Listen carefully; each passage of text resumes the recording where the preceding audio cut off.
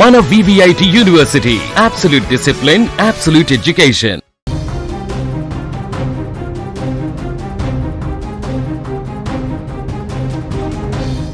కర్ణాటకలోని ధార్వాడ్ నగరంలో జరిగిన అనస్థీషియన్ డాక్టర్ కిరణ్ హోన్నవర్ దారుణ హత్య ఉదంతంలో ఒళ్ళు వణుకించే నిజాలు ఒక్కొక్కటిగా వెలుగులోకి వస్తున్నాయి.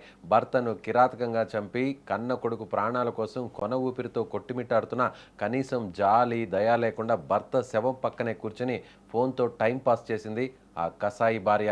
డాక్టర్ కిరణ్ హత్య కేసులో వెలుగులోకి వచ్చిన సంచలన విషయాలు పోలీసులను సైతం భయాందోళనకు గురిచేస్తున్నాయి. సాధారణంగా ఎవరైనా హత్య చేసిన తర్వాత భయంతో వణికిపోతారు లేదా అక్కడి నుంచి పారిపోవడానికి ప్రయత్నిస్తారు. కానీ నేత్ర వైద్యురాలైన నిందితురాలు ప్రియాంక ప్రవర్తన చూసి దర్యాప్తు అధికారులే బిత్తరపోయారు.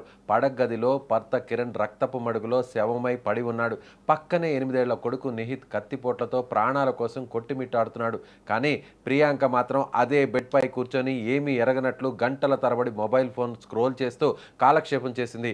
పోలీసులు తలుపులు బద్దలు కొట్టుకొని లోపలికి వెళ్లేసరికి కూడా ఆమె ఫోన్ చూస్తూనే ఉండడం సంచలనం రేపుతోంది. అసలు ఆ రాత్రి ఏం జరిగిందనే కోణంలో పోలీసులు విచారించగా వీస్తూ పోయే నిజాలు తెలిసాయి. భర్తతో జరిగిన చిన్నపాటి గొడవను మనసులో పెట్టుకున్న ప్రియాంక వారు గాఢ నిద్రలోకి జారుకునే వరకు వేచి చూసింది.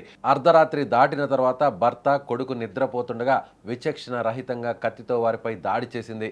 కిరణ్ నిద్రలోనే ప్రాణాలు కోల్పోగా చిన్నారి నిహిత్ గట్టిగా కేకలు వేయడంతో విషయం బయటపడింది. ఇక హత్యకు పాల్పడిన తర్వాత పోలీసులకు దొరికిపోతాననే భయంతో ప్రియాంక మరో హైడ్రామాకు తెరలేపింది.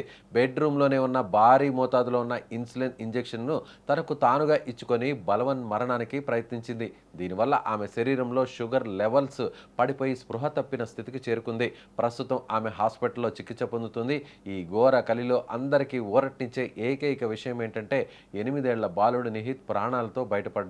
పోలీసులు ఘటనా స్థలానికి చేరుకునేసరికి బాలుడు తీవ్ర రక్తస్రావంతో శ్వాస తీసుకోవడానికి ఇబ్బంది పడుతున్నాడు.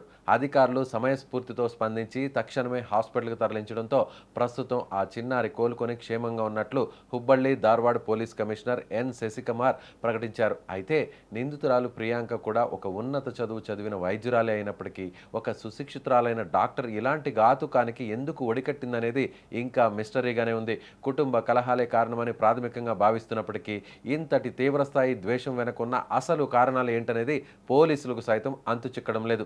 చదువు, హోదా, సమాజంలో గౌరవం ఇవేమీ మనుషుల్లోని క్రూరత్వాన్ని మార్చలేకపోతున్నాయి అనడానికి ఈ ధార్వాడ్ ఘటనే ఒక నిదర్శనం. ఒక డాక్టర్ భార్యే సైకోలా మారి భర్తను చంపిన ఈ కేసులో విచారణ తర్వాత మరిన్ని షాకింగ్ నిజాలు బయటకు వచ్చే అవకాశం ఉంది.